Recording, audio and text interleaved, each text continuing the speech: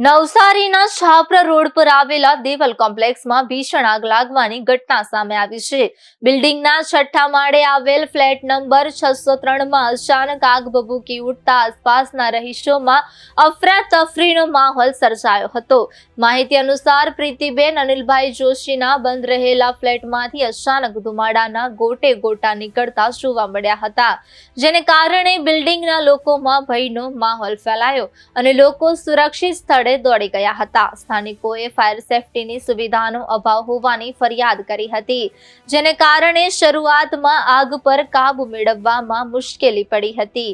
ઘટનાની જાણ થતાં જ નવસારી ફાયર બ્રિગેડની ટીમ તાત્કાલિક ઘટના સ્થળે પહોંચી ગઈ હતી અને ભારે મહેનત બાદ આગને કાબુમાં લીધી હતી. આ ઘટનામાં સદનસીબે કોઈ જાનહાનિ થઈ નથી, પરંતુ ઘરમાં રહેલી તમામ ઘરવખરી પડીને ખાખ થઈ ગઈ છે.